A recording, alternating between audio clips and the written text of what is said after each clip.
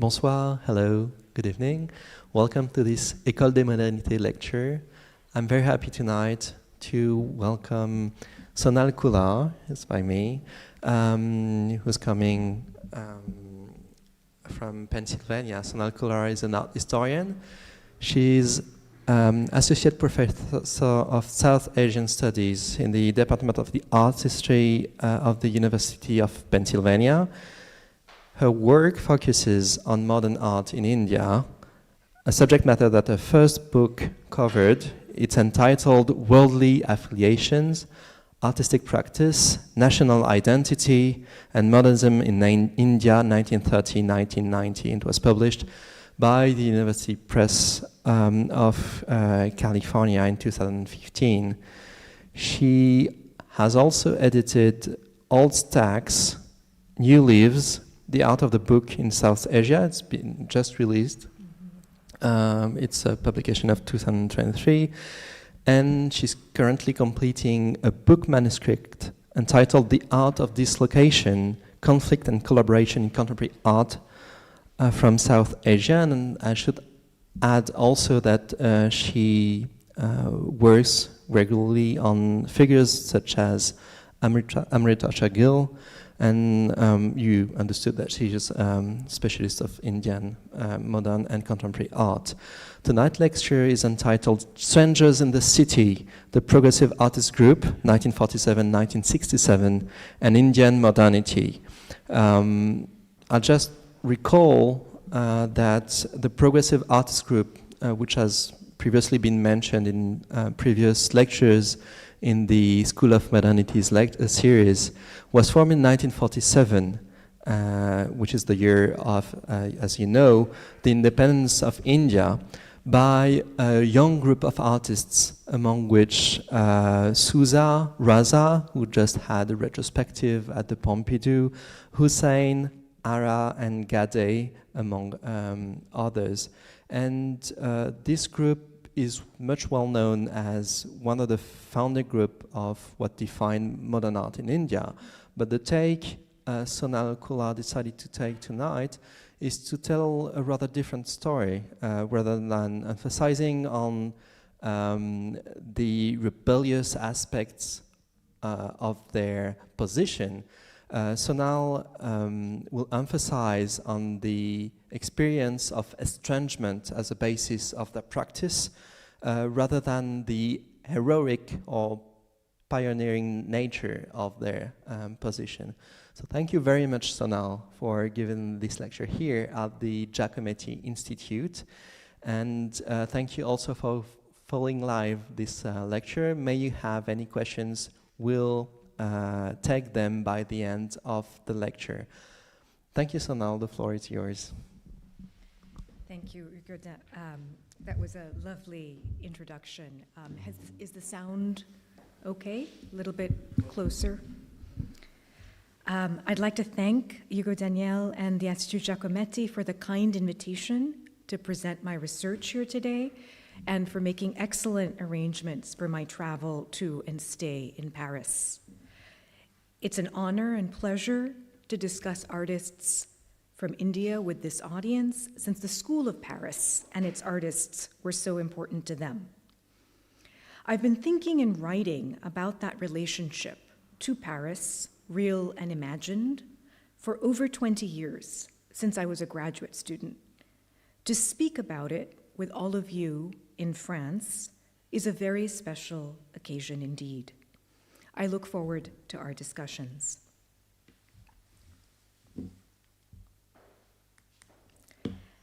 In 1947, the year of India's independence from British rule, a group of young men from diverse backgrounds came together in Bombay to establish the Progressive Artist Group, a short-lived association that challenged academic and bourgeois norms of art making.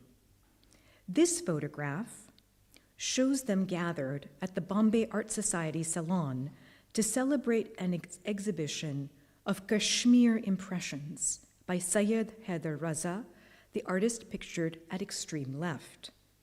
You can see him here. Raza was the focus of a recent exhibition at the Centre Pompidou that closed on May 15th, 5 days before I arrived in Paris. I'm very sorry to have missed it. I hope some of you will tell me about it.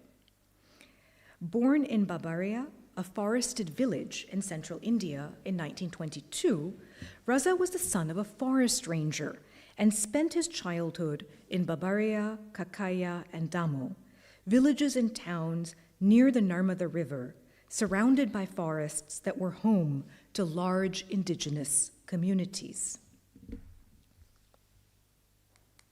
This is an exhibition or an installation view of the exhibition at the Pompidou, which I missed. That early experience in and around the forests of central India were experiences that informed his entire career. I quote the artist, "Nights in the forests were hallucinating. Sometimes the only humanizing influence was the dancing of the Gond tribes. Daybreak brought back a sentiment of security and well-being. On market day, under the radiant sun, the village was a fairyland of colors. And then, the night again. Even today, I find that these two aspects of my life dominate me and are an integral part of my paintings." Beyond a contrast between day and night, color and darkness, village and forest, which I think you can see in the painting here, the relationship between India and France, where Raza came to live and work from 1950 until 2010, structures his oeuvre. Witness the black sun above a glowing French landscape, the cobblestoned medieval town of Haut-de-Cagnes in Alpes-Maritimes, where Raza and his wife, the artist Janine Mongia, had a summer home in the village of Corbeil. This painting and its black sun have a blue twin. In Raza's luminous, expressionistic painting of Punjab, you can see the blue sun here. This expressionistic painting is named after a state in northern India known for its farmers and fertile soil. Both suns anticipate the bindu, or dot, an Indic symbol, a circle that would define Raza's work from 1970 onwards, evidence of how Paris, Bombay, La Provence, Rajasthan, to cite a trailer for the Pompidou exhibition, were inextricably linked in his imagination. This pair of paintings that I have just shown, Haut-de-Cagnes and Punjab, recalls a poem written in 1966 by Octavio Paz, dedicated to his friend, the Indian painter Jagdish Swaminathan. Quote, "Springs the Mexican red, turns black. The Indian red springs, turns black." Here, in Paz's poem, red and black, Mexico and India, poet and painter are opposites, complements, mirrors, to use the critic Elliot Weinberger's language. These mirrors transfigure each other and reconfigure notions of space and time. So what I'm trying to suggest here is, of course, that we have a parallel that Raza's practice is by no means unique and that might actually be compared to other artists working at this time. Raza came to Bombay, India's cultural and commercial center, in 1943 to study at the Jamshedji Jijibhoy School of Art, also known as the JJ School of Art, a British colonial institution established in 1857. After having studied painting and drawing at the Nagpur School of Art and having taught drawing at schools in small semi-rural communities of Gondia and Amravati between 1939 and 1943. So these are very small communities that I had never heard of in central India, not far from where he grew up. You see him here as a young artist with comrades from the JJ School, including Francis Newton Souza, seated next to Raza with a cigarette in his mouth, Vasudeo Santugaitonde, here. Krishnaji Haulaji Ara, here. Mahbul Fida Hussain, here. And Tayyab Mehta on the extreme right. Each of these artists has an individual legacy that is worthy of study and display, as the exhibition at the Pompidou suggests. But it is their collective legacy that is my focus today. How do we understand their association in the face of alienation, which you see in this photograph of a solitary young man in his Bombay studio in 1948. Migrants to the city of Bombay and members of marginal groups or minority communities by virtue of their religion, caste, and class, the progressive artists embraced the identity of familiar stranger, to use Stuart Hall's word for postcolonial and diasporic subjects in modernity, to be estranged from the familiar, to be familiar with estrangement. This was the position of the progressive artists. This position has been neglected in recent exhibitions, such as the Progressive Revolution, Modern Art for a New India at the Asia Society Museum in New York, which emphasized the heroic, pioneering, and rebellious nature of their practice. Reviewing the exhibition for the New York Times, Jason Farago pronounced the progressive artists firebrands who forged a new art for a new India. He proposed that their revolutionary force applied to Indian modernity and to art history. Quote, "When I was a student of art history, the textbooks offered a simple, tidy, and wrong story of painting after 1945. The first years after World War II were taught as a clean baton pass from Picasso to Pollock. The New York school led the way, Europe got a brief and sometimes sneering look, and begrudging attention was paid to the avant-gardes of just a few rich non-Western nations, the concretists of Brazil, the Gutai artists of Japan. Slowly, too slowly, museums are now taking up the task of rewriting the history of art since 1945 as more than a triumph of American painting, as the veteran critic Irving Sandler called it.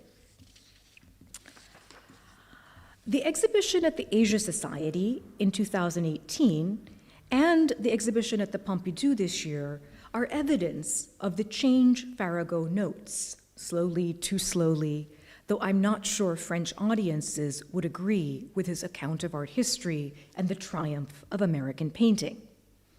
His general point is well taken. Artists working outside of New York and Paris, traditional centers of the art world, have received little attention in major museums until recently. Artists from the postcolonial world, peripheries, semi-peripheries, or global south, whatever term you choose, are largely unknown. Artists whose careers straddle multiple locations present difficulties for a discipline committed to national cultural or civilizational categories. For example, Indian art, European art, Islamic art, Western art. As such, artists have come to be seen and shown at prominent venues like the Pompidou, the Reina Sofia, the Tate Modern, and the Metropolitan Museum of Art, to name but a few institutions where Indian artists have had retrospectives in the past decade. How do we narrate their works and worlds? My book, Worldly Affiliations, took up this problem of narrating their works and worlds, through the careers of 4 artists, Amrita Shergill, Maqbool Fida Hussain, K.G. Subramanian, and Bhupen Kakkar, whose work you see on the cover of the book, and to whom, or around whom there was a retrospective organized at the Tate in 2016. These artists redrew the boundaries of East and West, as these terms had come to represent village and city, color and line, femininity and masculinity, decoration and naturalism in art. Shergill's self-portrait as Tahitian, executed in Paris and shown at the Salon des Tuileries, is a portrait of estrangement, framed by a green-gray shadow, which you see here, which suggests the presence of a male viewer. The artist's solemn, vulnerable alter ego is modeled after Khmer sculpture at the Musée Guimet, an example of the Oriental art that captivated Gauguin in the 1880s before his first sojourn in Tahiti in 1891 and 1892. And this painting, or rather I should say, that Oriental art or that viewing of Oriental art that captivated Gauguin was contemporary with his travels to the Panama Canal and Martinique in 1887. The French master encountered representations, indeed replications, of Southeast Asia, or Indochine, as it was known during the colonial period, in the Universal Exhibition of 1889, with recreated temples from Annam, Tonkin, Cochinchina, composite images of historical sites in Cambodia and contemporary sites in Vietnam, and reconstructions of whole villages and their inhabitants from Africa, Oceania, and Southeast Asia, displayed for the education and entertainment of Parisian audiences at the Hôtel des Invalides. Executed 45 years later, Shergill's self-portrait acknowledges conventions by which women, models, and Orientals are represented by men, artists, and Europeans. It uses screen, mask, sculpture, and textile, signs of the East in a tradition of Western art, to reveal the artificiality of masculinist, primitivist, and Oriental notions of East and West. You see in this painting on the left, I think it's your left, that Shergill has modeled herself after the sculpture that she's seen in the Musée, and she plays on the tension between her identity as artist and as model. This artist, who lived and worked in India from 1935 until her untimely death in 1941, was admired and emulated by the progressive artists. Souza declared, quote, "I admit Amrita Shergill is a great artist. She is a cultural landmark at the cusp of colonial, imperialist, Swaraj, which is to say self-rule, demanding India." Souza, who left Bombay for London in 1949, made a journey in reverse from Shergill, who left Paris for Shimla in 1934, with an aim to make her career in India. Raza left Bombay for Paris in 1950 on a French government scholarship, arriving by boat in Marseille with Akbar Padamsi and living here in Montparnasse while he studied at the École des Beaux-Arts in the studio of Edmond Uzet between 1951 and 1953. In this photograph of a progressive reunion in Paris, Raza's painting, the one that I showed a little bit earlier, Eau de Cagne, stands alongside Souza and Padamsi's canvases. Raza's, Souza's, and Padamsi's transnational careers and peripatetic lives show how the progressive artist group disbanded almost as soon as it formed, as Karen Zitzowitz has noted, after 2 shows in Bombay and Baroda in 1947. Some scholars date its demise to that year, which is to say the year that it formed in 1947, and others to 1953, the date of their 3rd and last exhibition in Bombay. However, this group looms large in the history of modern India as a loose and shifting notion of progressive artist came to denote careers beyond those who exhibited in the original shows of 1947, including Ram Kumar, Mohan Samant, Akbar Padamsee, Krishan Khanna, and Vasudeo Santu Gaitonde. This expanded view of the progressive artists, which is to say beyond the original 3 or 6 who showed in 1947, was on display at the Asia Society exhibition of 2018, along with the myth of the artists as daring iconoclasts. It has become difficult, if also imperative, to separate myth from history. The impact of the progressive artist group on modernist practice in India was profound and far exceeded the official membership of the group, the members' individual and collective activities, and their geographic location in Bombay.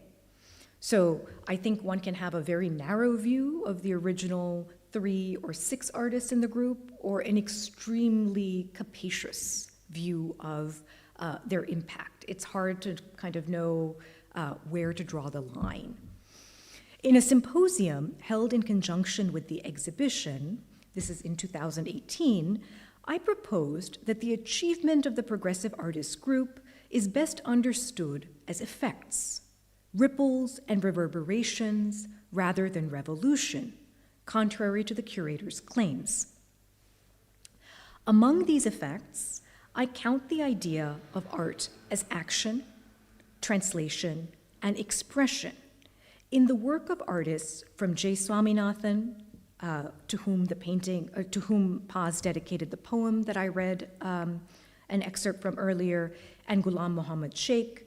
So the effects were apparent in the work of many, many artists who followed the progressives, J. Swaminathan and Ghulam Muhammad Sheikh, born in the 1920s and in 1933, 1934, roughly contemporary with the progressive artist Nasreen Mohammadi, who was born in 1937, and Nalini Malani, who was born in 45 or 47. That's the rough range there. Throughout their careers, these artists, Swaminathan and Sheikh, produced poetry and critical writing, as well as visual art. They wrote in Hindi and Gujarati, respectively, as well as English. In the 1960s and 1970s, Nasreen Mohammadi and Nalini Malani, both women, experimented with photographs, photograms, and films at a time when film and photography were not considered appropriate media for art in India and were viewed by the state and national elites as antithetical to art because of their mechanical modes and mass cultural appeal. Some of you will have seen Malani's films and photographs in The Rebellion of the Dead, a retrospective exhibition at the Centre Pompidou in 2017. Mohammadi's art was the subject of a retrospective exhibition at the Met Breuer and Reina Sofia in 2016. What I propose here is that the idea of art as translation between practices, opposing medium specificity or purity of any kind, was a legacy of the progressive artists that was shared by many of their peers and the artists who followed them in and around Bombay, but that are not counted necessarily as progressives. Following closely on the heels of these two exhibitions, that is to say the retrospectives of Malani at the Pompidou and Mohammadi at the Met Breuer, the Progressive Revolution at the Asia Society brought together 80 paintings, both famous works, such as this one, and those that were less well known or newly discovered. Of the former, consider Padamsee's Lovers, a painting of a male figure fondling his female partner's breast, modeled on an image of the Hindu gods, Shiva and Parvati. This painting was the subject of censorship and a legal dispute in 1954. You can see in this relief sculpture from Cave 29 at Ellora in Western India, about 300 kilometers from the city of Bombay, the Hindu gods that Padamsi sites Shiva and Parvati seated on Mount Kailash in a loving embrace with Shiva's hand under Parvati's breast, similar to the gesture in Padamsi's lovers. Under the gods, here, you see the 10-headed demon Ravan attempting to destroy their peaceful Himalayan abode. So it's this type of imagery that is being cited by Padamsi in his painting of 1952, likely executed in Paris. In April 1954, he was arrested by the Bombay police for refusing to take down his nude pictures from the Jahangir Art Gallery in the center of the city. Charges were eventually dismissed by the presidency magistrate M. Nasrullah, who noted Padamsi's reputation and prerogatives as an artist, the painting's exhibition history in Paris, so this painting had been shown previously in Paris, and the place they were exhibited, and the people who are normally likely to see products of artistic talent, which is to say that this magistrate held up or upheld the sanctity of the gallery space as a kind of secular space for art. This episode attests to the liminal status of the progressive artists, their insider-outsider identity, and their critique of social and political norms. A project shared with members of the Progressive Writers Association and the Indian People's Theatre Association, groups established in the 1930s and affiliated with the Communist Party of India. Despite having distinct agendas, each of these groups, the progressive artists, who are visual artists, the writers, and the performers or practitioners of the Indian People's Theatre Association, each of these groups opposed colonialism, fascism, capitalism, and cultural conservatism. In the 1940s, the progressive writers, Ismat Chughtai and Saadat Hasan Manto, who you see here, were charged with obscenity for their groundbreaking fictions under Section 292 of the Indian Penal Code, one of the statutes that Hussain was charged with violating some 50-odd years later. So you can see some of the contours that I'm beginning to sketch, which is to say connections between visual artists, writers, theater practitioners, between their relationship to each other and to Indian society more broadly. Hussain, one of the original progressive artists, died in exile from India in 2011, a Qatari citizen and away from the society that he had painted for decades after being persecuted by Hindu nationalists for his paintings of Hindu gods and goddesses. Hussain's spectacular career attests to the success and the failure of progressive values, specifically to their commitment to an idea of art as individual expression and art as a vehicle of collective aspiration. So it was both, that art could be for Padamsi and Hussain an act of individual expression, but also a vehicle of collective aspiration, and the collective aspiration toward freedom, secularity, progress. In this context, which is to say the context of the 1930s and 40s in which the progressive artists came of age, the term progressive denotes a break from the romantic, fantastical, and nostalgic modes of artistic production associated with the Bengal school. This school of artists, active in Calcutta and increasingly around India by the 1920s, by the late teens in the 1920s, rejected oil painting and chose to represent mythological or historical subjects.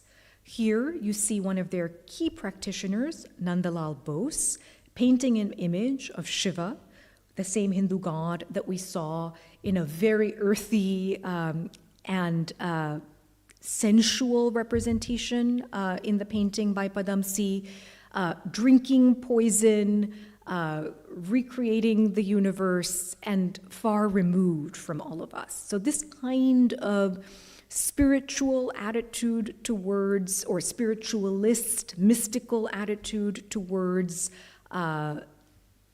mythological and historical subjects was something that the progressive artists actively opposed with their materialist turn. The word in Urdu for progressive, tarakki pasand, connotes forward development and movement, not social realism per se. To be a progressive artist, of which you see two portraits here, was to be invested in a particular notion of time, to focus on immediate sensation, direct observation, and rapidly changing conditions of the present. Art must cease to be entertainment for elites and task itself with the criticism of life, insisted Hindu Urdu writer Premchand in 1935. Progressive writers employed stream of consciousness devices, nonlinear narrative, multiple viewpoints, symbolist imagery, and free verse, citing James Joyce's Ulysses and French poets like Mallarmé, Rimbaud, and Baudelaire, and pointing in their writing to the constructed, fragmented, and subjective nature of modern life.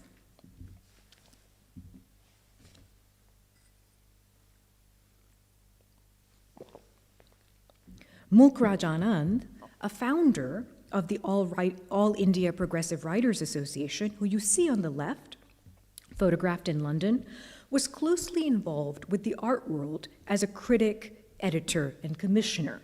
So the boundaries between the visual artists, the theater practitioners, and the writers was somewhat fluid.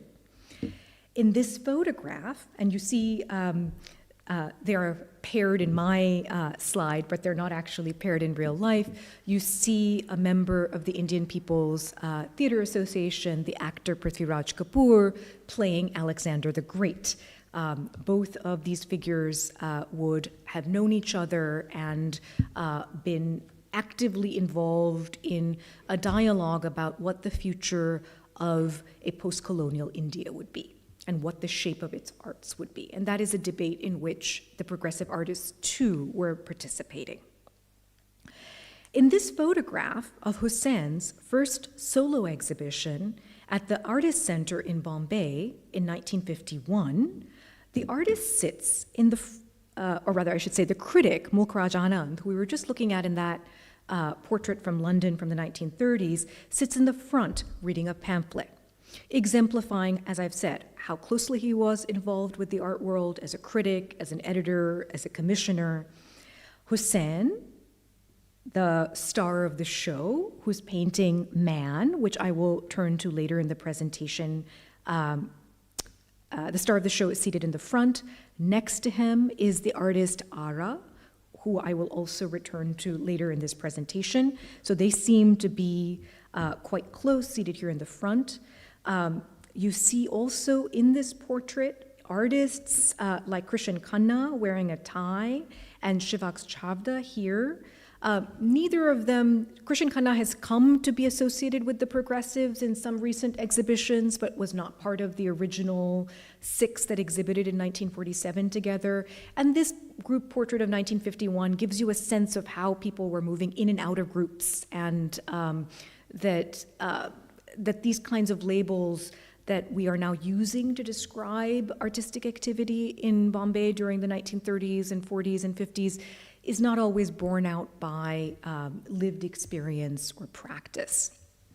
So what we see here are artists standing alongside dealers. This is Keku Gandhi here in this photograph, who began his career as a dealer in frames, in framing art for galleries, which is how he got to know some of these artists and then became a major dealer.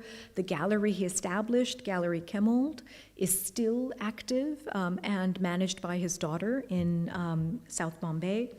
We also see in this photograph Walter Langhammer here, an art teacher dressed in a light-colored jacket and dark tie, along with other Central European Jewish critics and collectors, Rudolf von Leyden, here in the front, and Emanuel Schlesinger, holding his hand over one of the Gandhis. And I think that that's Khurshid Gandhi, but it's hard to know, who's another dealer.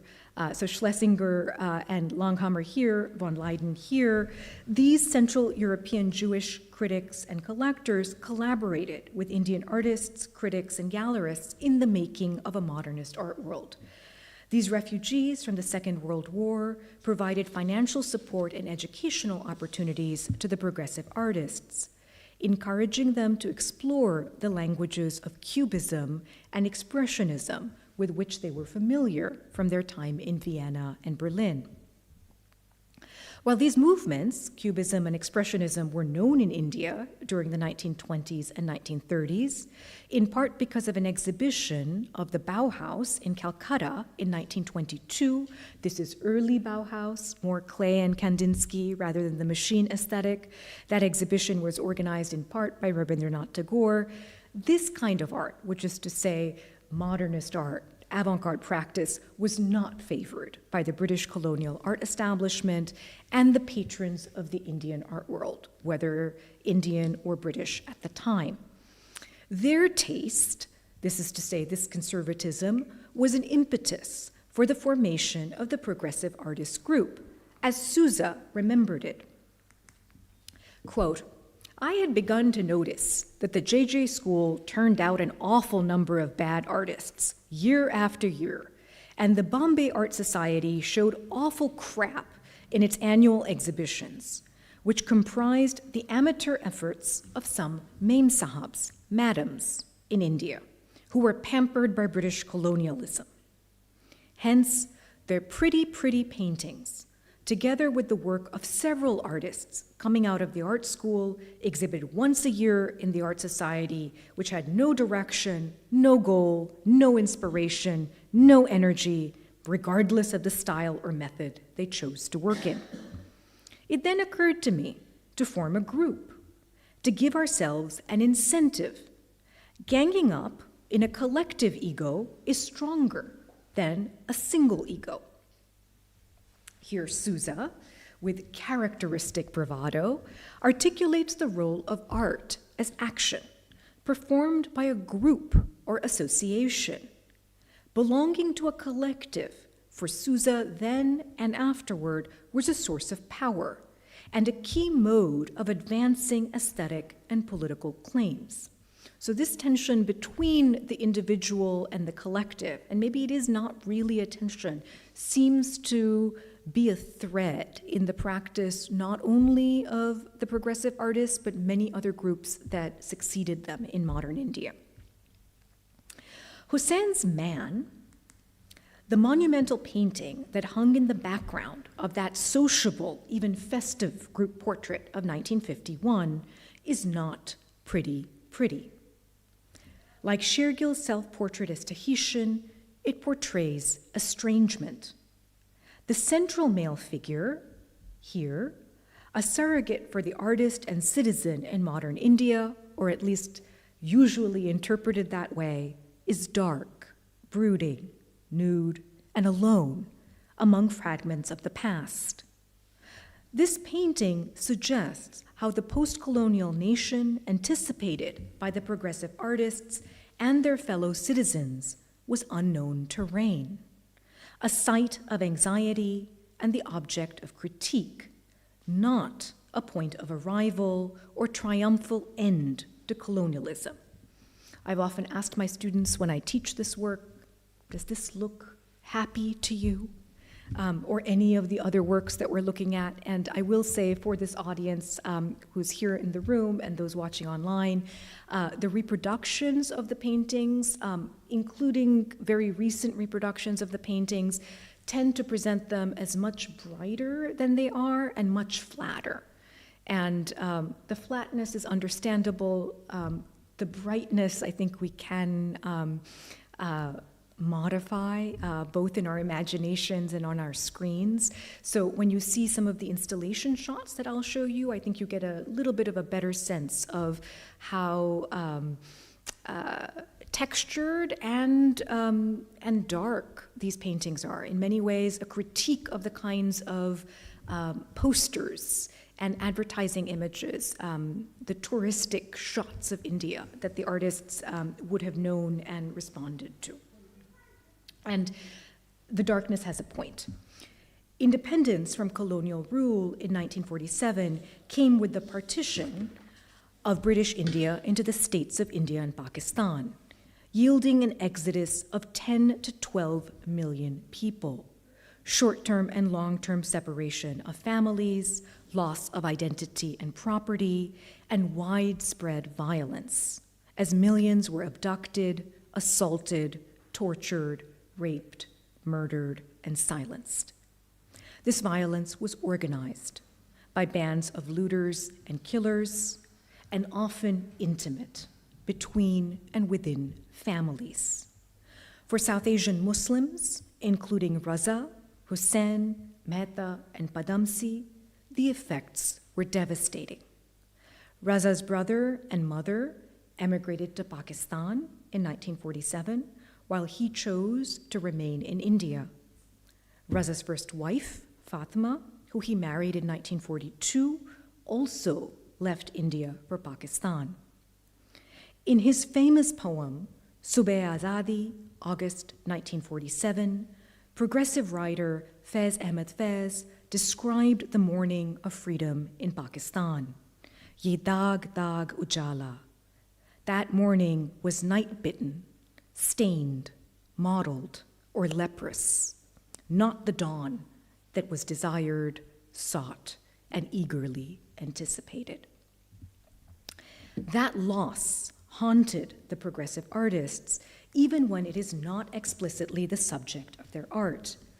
Living on Muhammad Ali Road in Bombay, Tayyab Mehta witnessed a man being murdered in 1947 by what is often called a mob, but is much more likely, as we know now today, to have been one of these organized groups of looters and killers. Falling bulls, birds, and human figures, torn limbs and broken bodies in his paintings are traces of the long partition, to use historian Wazira Zamindar's term for the lasting reverberations and negotiations of partition in modern South Asia. The long partition indicates that this was a process rather than an event, a process that plays out in nuclear arsenals, million-man armies, classrooms, and museums. The bull, a recurring motif in Mehta's oeuvre, is not merely a symbol of masculinity and civilization.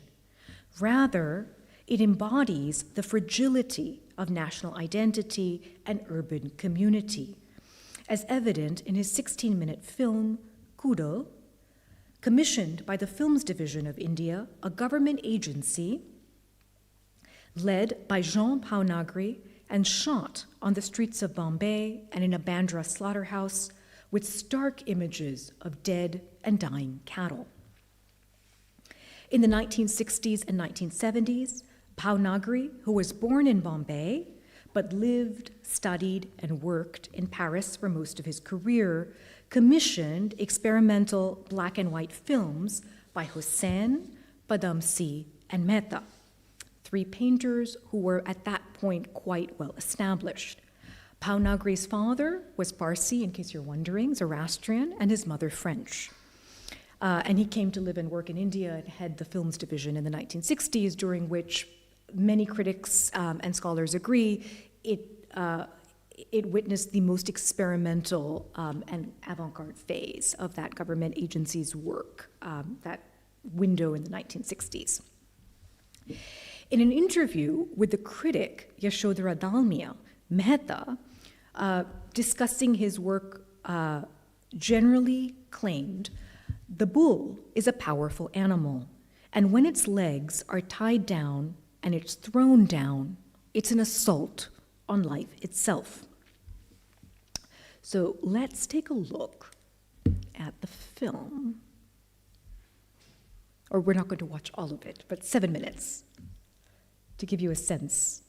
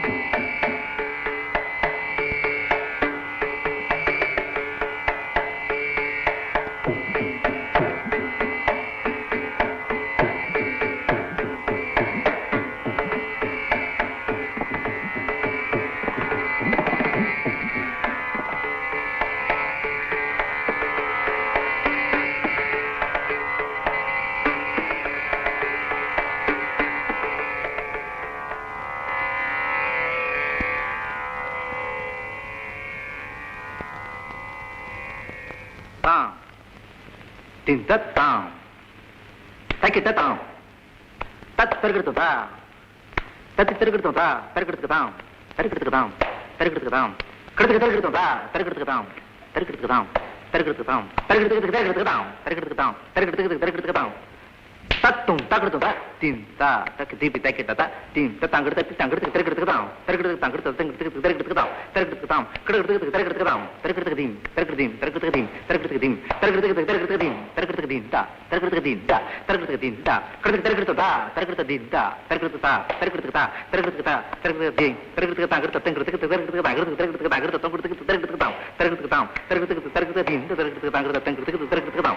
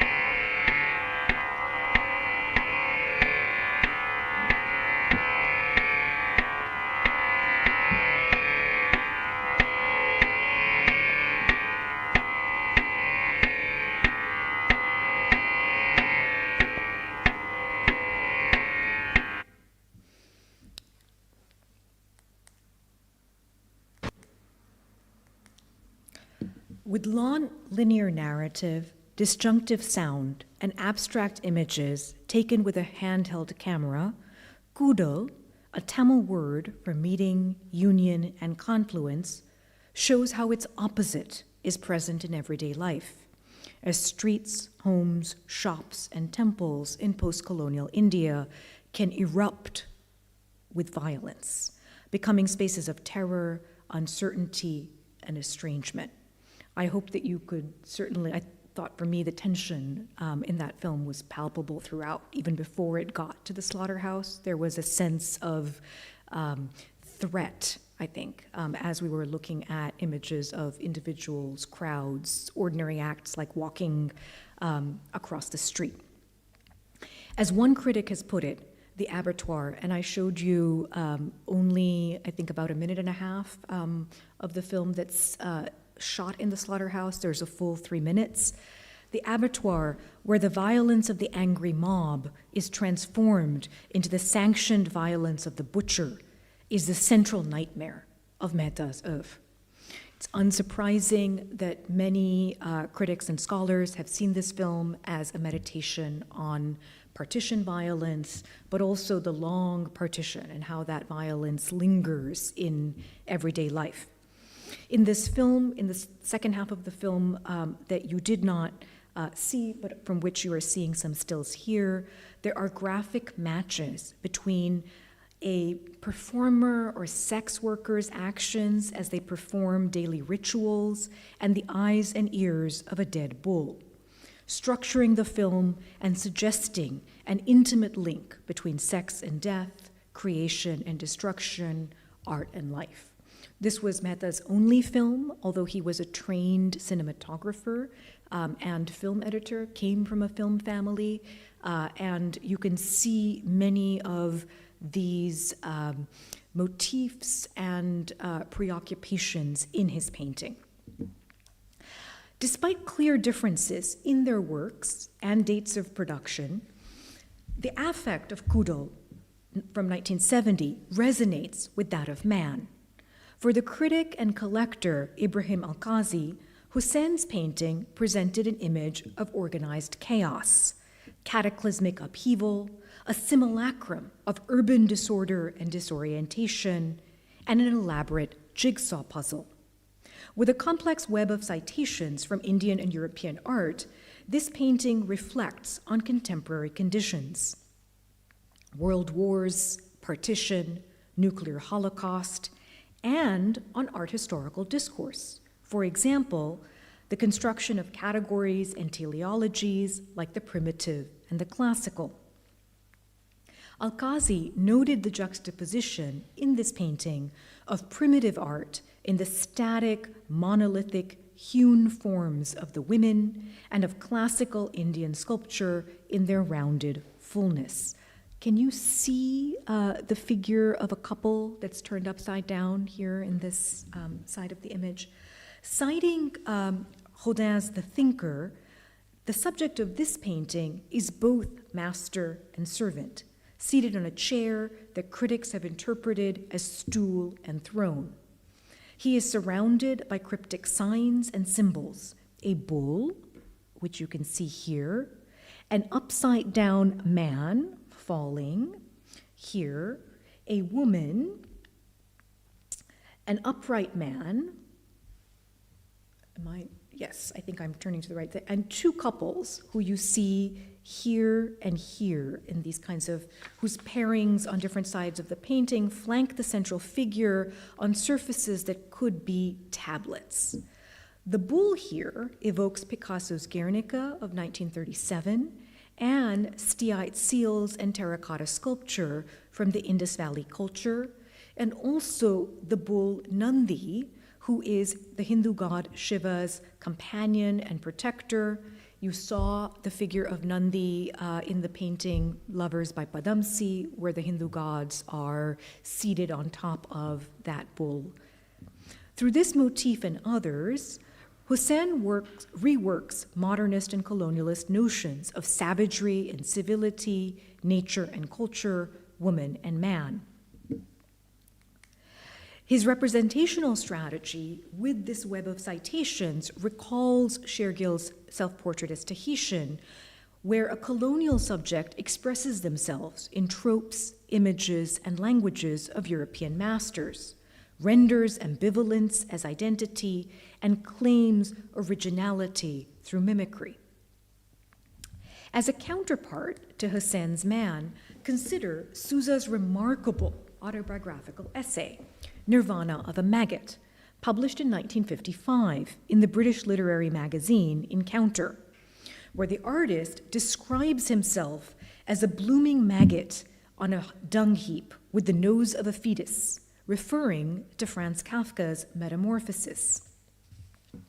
Born in Goa, a Portuguese colony, and raised in British colonial Bombay, the protagonist of Nirvana struggles to find verbal and visual language for, quote, how can one articulate in Anglo-Saxon with a jeweled mandible that was fashioned by the ancient Konkan goldsmiths of Goa, end quote. Sousa blames historical processes of capitalism and colonialism. My inarticulation was due to England having possessed a lot of boats, which had netted India into its vast empire. And yes, this is very funny. 40 years later, Salman Rushdie would echo Sousa's prose and predicament in his novel, The Moor's Last Sigh, of 1995. Here's Rushdie. Pepper it was that brought Vasco da Gama's tall ships across the ocean, from Lisbon's Tower of Belém to the Malabar coast, first to Calicut and later for its lagoon harbor to Cochin. English and French sailed in the wake of that first arrived Portuguese, so that in the period called Discovery of India, but how could we be discovered when we were not covered before? We were not so much subcontinent as subcondiment. In Nirvana,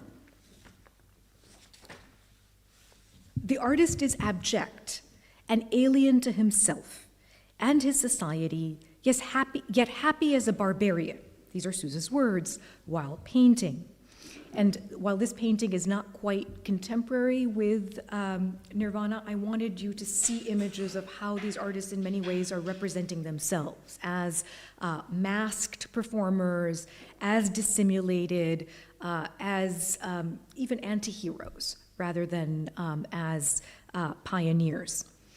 This painting by Sousa, contemporary with Nirvana, conveys splitting and doubling through the male figures who represent the city's bankers and workers, evoked in Adil Jasawala's poem, Sea Breeze, Bombay, of 1967.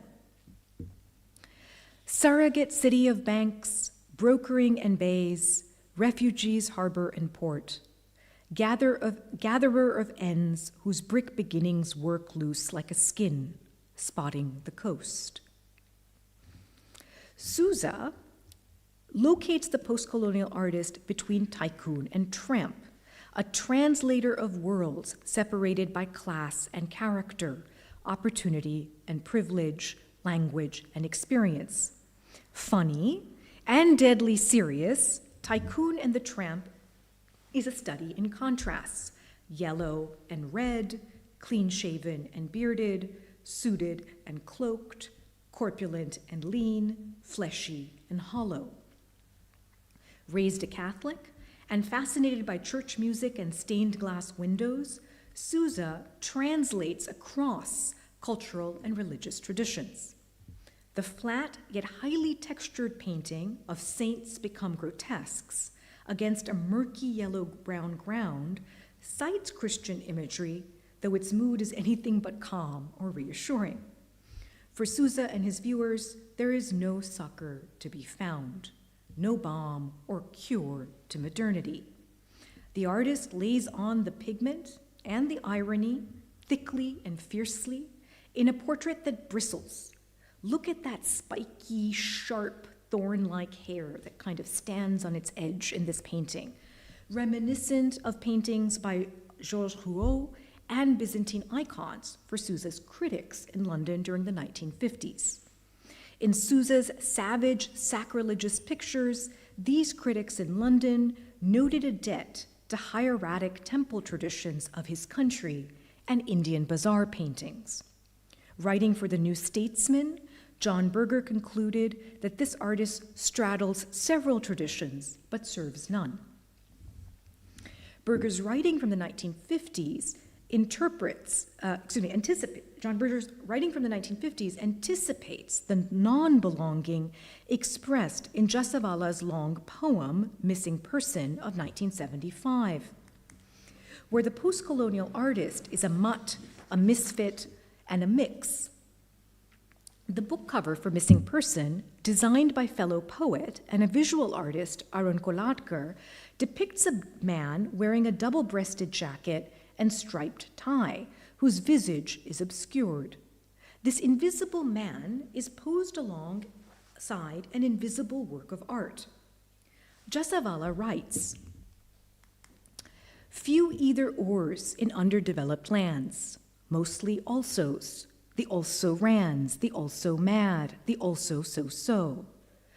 The poem's two-bit hero appears as lost property, a missing file, as loss, as lack, absence and failure, who has no place of origin, belonging, or return, and no proper claim to country, society, and history.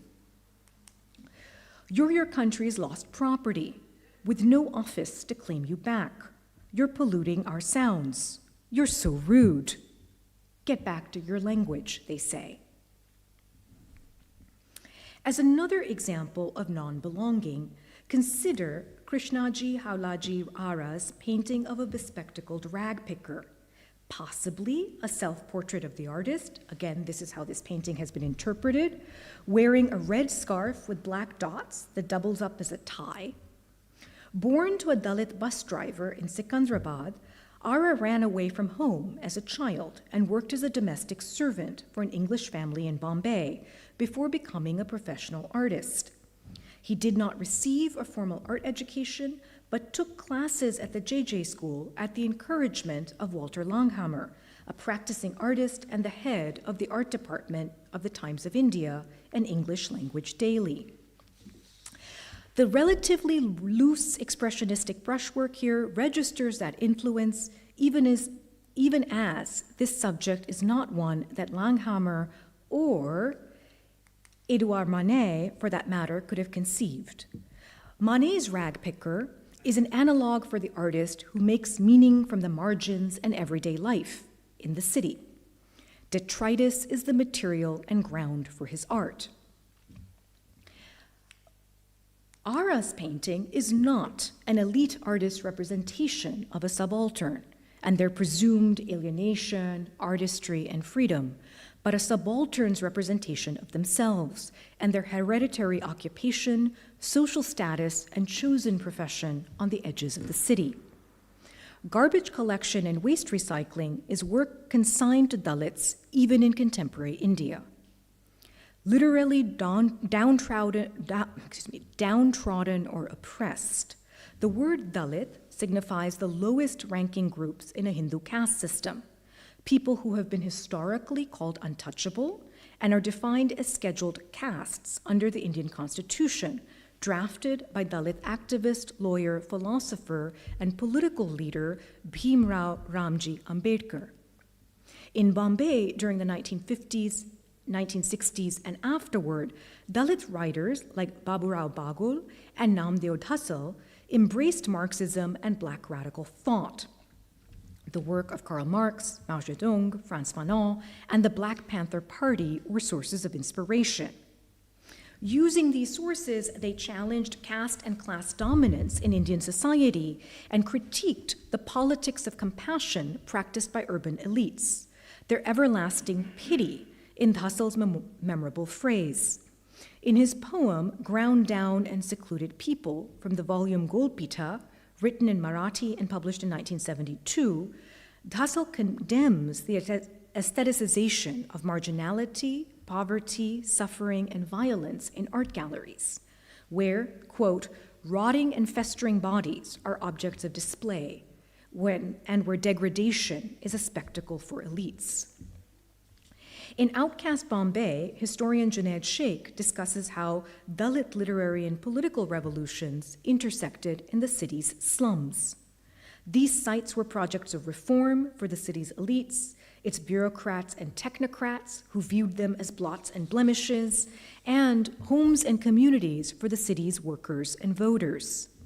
In Man You Must, one of the poems in Golpita, Dhassal urges the reader to tear all the pages of all religious and sacred texts and wipe their arses with it when done shitting, and to open the manhole of sewers and dump Plato, Einstein, Archimedes, Socrates, Marx, Ashoka, Hitler, Camus, Sartre, Kafka, Baudelaire, Rimbaud, Ezra Pound, Hopkins, Goethe, Dostoevsky, Mayakovsky, Maxim Gorky, Edison, Madison, Kalidas, Tukaram, Vyas, Shakespeare, Dhaneshwar there, and leave them to rot and decompose. In Narayan Surve's Marathi poem, Mumbai, roughly contemporary with Golpita, its working class narrator is a traveler who participates in the life of the city and is routinely excluded from it.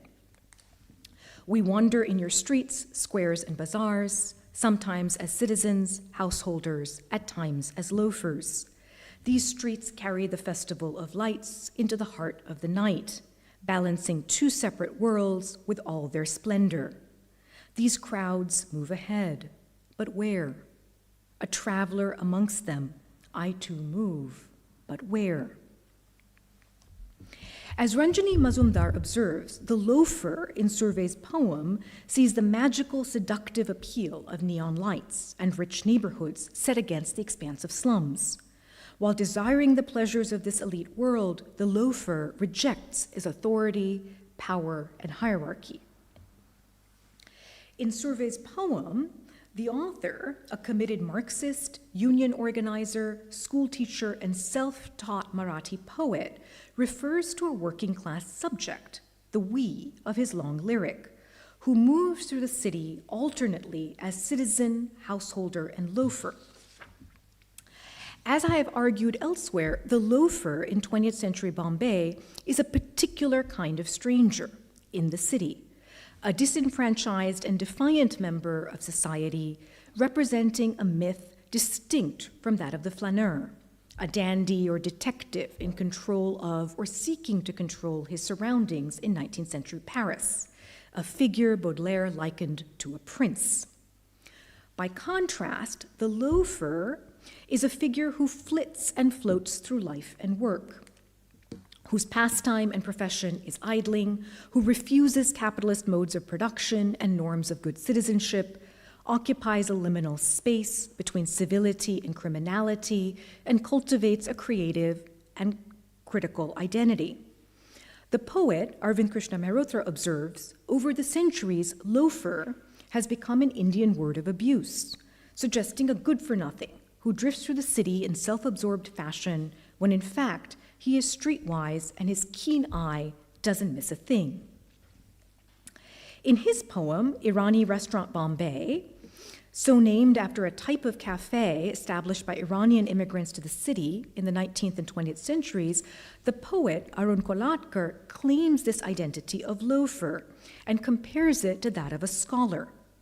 The thirsty loafer sees the stylized perfection of the landscape in a glass of water, wobble. A sticky tea print for his scholarly attention, singles out a verse from the Black Testament of the table. This unlikely hero turns drifting into an exacting labor as he casts his gaze upon ordinary, inexpensive, and humble objects and transforms them into art, a landscape, a print, and a testament. Instead of kitsch or junk, the loafer finds beauty and value, stylized perfection that merits scholarly attention in the tables, chairs, mirrors of the Irani restaurants. He performs alchemy, defamiliarizing the minutiae of everyday life and seeking truths from the burnt matchsticks and crooked swan represented in a painting on the wall before him. Mythologized in the Bombay films of the 1950s, such as Avara, Tramp or Vagabond of 1951, Bazi, Gamble of 1951, Shri 420 or Mr. 420, The Gentleman Cheat of 1955, and Pocketmar, Pickpocket of 1956. The loafer was often an educated middle-class subject who arrived in the city to find work and instead found himself embroiled with the mob, cops, cruel landlords, and crooked capitalists. In these films, the figure of the loafer offered a critique of capital and the nation state and signaled commitments to the aesthetics and politics of the Indian People's Theatre Association, or IPTA. Shri 420, which refers to a section of the Indian Penal Code on cheating, was based on a story by IPTA member Khwaja Ahmad Abbas and directed by Raj Kapoor, who stars in the film as a college graduate turned con man, citing Charlie Chaplin's Tramp for modern times. I hope this brief description has suggested how the loafer's embedded, often disempowered relationship to Bombay was not that of an elite male artist gazing disinterestedly at the modern city, as in the case of Constantin Guisse in Baudelaire's Paris. Now, these myths of the city, which is to say its loafers, its working class citizens, these are the kinds of subjects that I think we need to contextualize Ara's Rag Picker, a painting about which I have encountered no writing, and I saw this painting for the first time in the Asia Society exhibition of 2018. Alert, intelligent, and active, Ara's Rag Picker is an urban hero, a monumentalized worker and a traveler on a quest, a stranger who can be related to Tassel and Survey's poetry and visions of the city, not exactly identical to the loafer and their middle-class identity. Looking toward the future, the rag picker carries burdens of the past, images of Hindu gods, Shiva here, Ganesh at his feet, 1 rupee notes in his arms, and beer labels on his knee, typewritten and handwritten scraps here in his collection. And I'm going to show you some details I took of these works of art at the exhibition in 2018. Here you see the collaged elements of the painting, for example, the 1 rupee notes that the rag picker carries in his sack. Here, the beer label on his knee. Here, scraps of writing. The script is not intelligible, frankly, but it does look like they are handwritten scraps, and there are other scraps that look like they may be typewritten by the rag picker's feet. I do not think it's inconsequential that the Hindu god, or the elephant-headed Hindu god Ganesh, occupies a status at the very bottom, a kind of casting away of the old, of religion, of Hinduism itself, perhaps, in the image, and that the scraps occupy a position just above the head of the Hindu god. This is the last detail I have, and you can see in the fading, fraying, collaged elements of the painting a contrast with its bright, exuberant colors. They are the matter and refuse of everyday life, products of labor, and indices of dislocation. Unlike many of his progressive peers, Ara did not achieve fame or financial success and died in penury in Bombay in 1985. His portrait represents a dream unrealized. The painting and the artist's biography also instantiate a crucial paradox. The progressives are among the most famous artists in modern India, yet we still know too little about their lives and careers. Not only had I not seen this painting, in preparing for this lecture, I have come across information, perhaps, that will have to be checked, but the date that has been provided by the catalog in 2018 for this painting of the 1950s, this painting was shown again at the Delhi Art Fair as being dated to 1954, might be contradicted by these 1 rupee notes, which I would have to look at the painting closely again to verify, but look like they were only minted in 1971.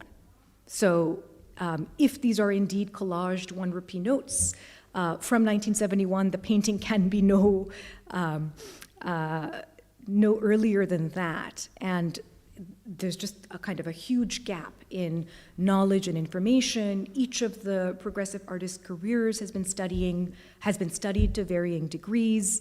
Ara may have been a magician, but I don't think a magician enough to know what the mint was going to do 20 years after this painting might have been dated.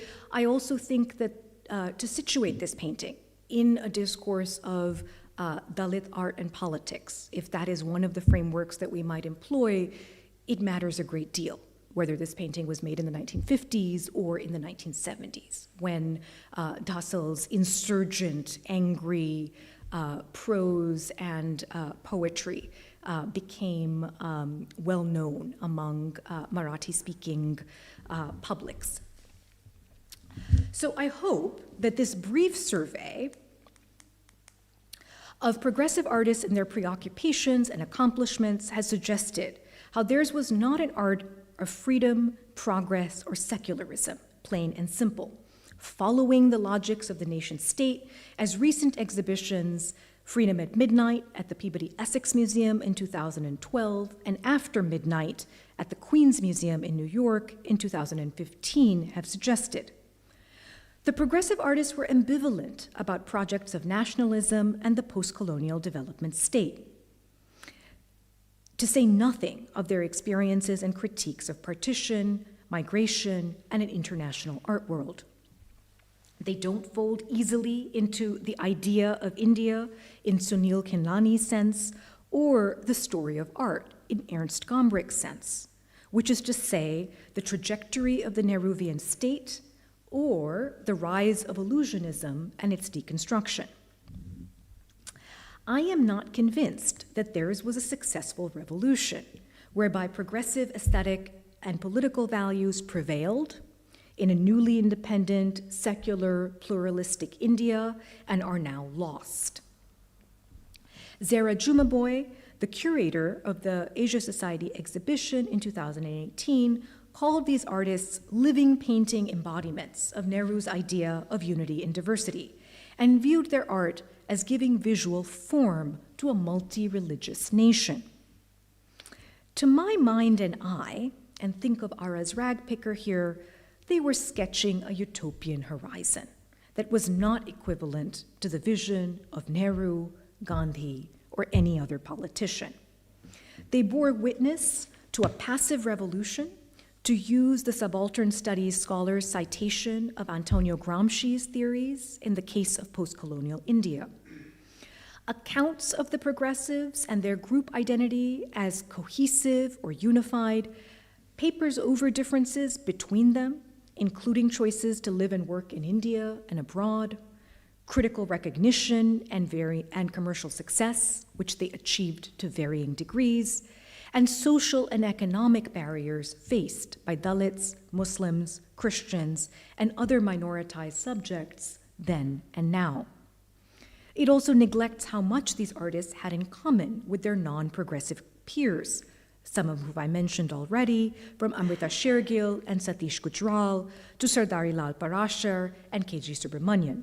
This is an argument that I developed in Worldly Affiliations, in which I chose to discuss Hussein alongside other artists that are not identified or understood as progressives, and to situate their legacy within a broader modernist world.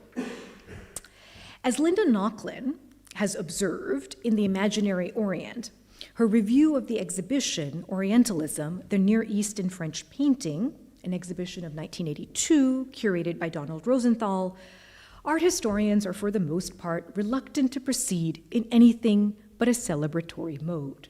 This is Nochlin writing in 1983.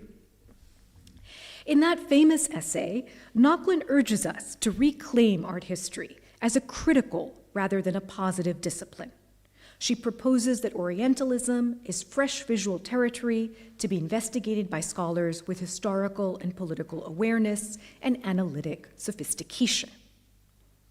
The same might be said for modern Indian art and modernisms in the post-colonial world, broadly speaking. Too much writing and recent exhibitions on the progressives, fueled by a growing market for their art, has missed that mark. I hope you can see here that you're looking at an image of Falling Figure, Mehta's Falling Figure here in the center. This is another painting by Mehta, more characteristic of his late or mature work. So, too much writing and recent exhibitions on the progressives, fueled by a growing market for their art, has missed that mark. We need a social history of art that analyzes the politics and place of the progressive artists in India and the world. As a small gesture toward that history, let us consider their relationship to the city of Paris. In an article titled Parallel Tracks, on the artists Pan Yu Liang and Amrita Shergill, who trained with Lucien Simon at the École des Beaux-Arts in the 1920s and 1930s, I ask, how did France function differently for Gertrude Stein, Ernest Hemingway, Josephine Baker, and James Baldwin? On what terms were the freedoms of France available to artists and intellectuals from Asia? These questions, my questions, arose in response to Naucklin's writing. Quote, for some artists, getting away from home and its restrictions has been the sine qua non of a successful artistic career. After all, give me France, said the great American artist Mary Cassatt, writing to Sarah Hallowell. Women do not have to fight for recognition here if they do serious work. With all due respect to Naucklin, we must consider how race, class, sexuality, and nationality bear upon the metaphor of France as freedom. As we know, Pan Yu Liang and Shergill faced bias and rejection in Paris. In the 1930s, Simon pronounced Shergill's rich coloring to be ill-suited to the gray studios of the West, and encouraged her to find its true atmosphere in the color and light of the East. Pan Yu Liang, who came to live and work in Paris from 1937 until her death in 1977, did not enjoy critical acclaim or commercial success, despite having her art collected by prestigious institutions.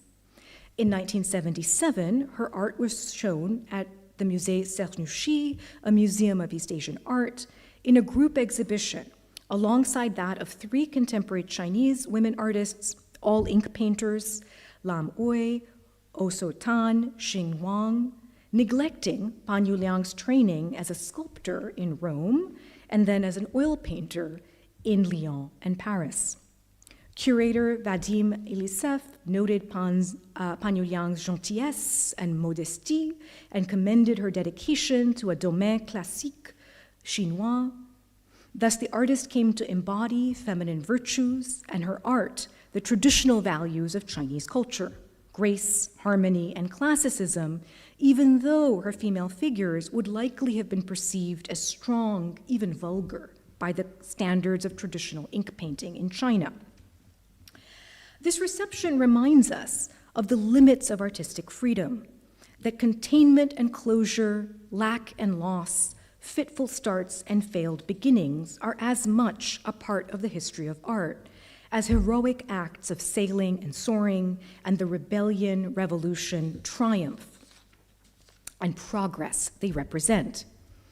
As sunlight filters through the gray interior of a Parisian studio in Pan Yu Liang's self-portrait that you see here, the artist, at once fierce and fragile, gazes directly at the viewer, clad in a dark fur jacket and bright candy-striped shirt, with one arm hanging protectively across her body and the other resting on a table where a book and a vase with yellow flowers stand.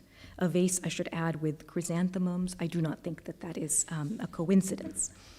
Like Shergill's self-portrait as Tahitian, this painting suggests that the Asian artist's position in Europe is fraught rather than free, weighted by a history of colonialism, much like many of the paintings I've discussed today are also weighted by histories of colonialism, of nationalism, of forms of violence that persist. Estrangement, structural constraint, uneasy habitation? Can these be the lenses through which we consider the work of the progressive artists? Such an approach would depart from exhibitions such as Indian Summer at the École des Beaux-Arts in 2005 and Paris, Bombay, New Delhi at the Centre Pompidou in 2011, or the annual Bonjour India festivals and Conférence exhibitions of photography sponsored by Alliance Française in India this year. At the Pompidou in 2011, the Indian artist Subodh Gupta set up shop in the museum, establishing himself as a keeper of a shiny display of stainless steel objects in this installation, making over humble objects borrowed from everyday life into monumental sculpture. The noisy, busy, market-like atmosphere of this installation and the exhibition resonated with others, focusing on a new India that has come into being with the neoliberal economic reforms of the 1990s, including, and there's a very long list here, but I will say briefly, Capital and Karma in Vienna in 2002, Indian Highway in London in 2008, Horn Please in Bern in 2007, Chalo or Let's Go India in Tokyo and Seoul in 2008 and 2009. As you can probably tell from these titles, the idea of India on the move and in transition, often quite literally on buses, trains, and planes, was crucial to their conception and execution. These exhibitions tend to present cross-cultural connection and communication, convergence, in a smooth, steady, and yes, celebratory mode. What about alienation and deracination as legacies of modernity and France in Naucklin's sense, which is to say France as artistic destination and horizon sought by the School of Paris and so many others who have made their home here. In The Labyrinth of Solitude, a book drafted in Paris in close dialogue with French artists and intellectuals, Octavio Paz describes the Mexican as a nobody, the eternal absentee from history and society, a stranger to himself because of the legacy of European colonialism. He writes, "The Mexican is always remote from the world and from other people, and also from himself." In his Nobel lecture, Paz describes estrangement as an impetus for his work. For us, as Spanish Americans, the real present was not in our countries. It was the time lived by others, by the English, the French, and the Germans. It was the time of New York, Paris, London. We had to go and look for it and bring it back home. Throughout his career, Paz made kinship of estrangement, converting alienation into affiliation, and crafting passages across gardens, cities, seas, and continents. In A Tale of Two Gardens, the final section of his long poem, East Slope, originally published in 1969, Paz presents Mexico and India as images of each other. There are no more gardens than those we carry within. What waits for us on the other bank? Passion is passage. The other bank is here. To my mind, this orientation to the world, which is to say, remoteness, absence, dissimulation, and movement, better describes the individual and collective projects of the progressive artists than a coherent or secure sense of belonging to nation, world, or community. They were strangers in the city, arriving there from villages and towns across India, and having studied in schools and colleges under British colonial rule.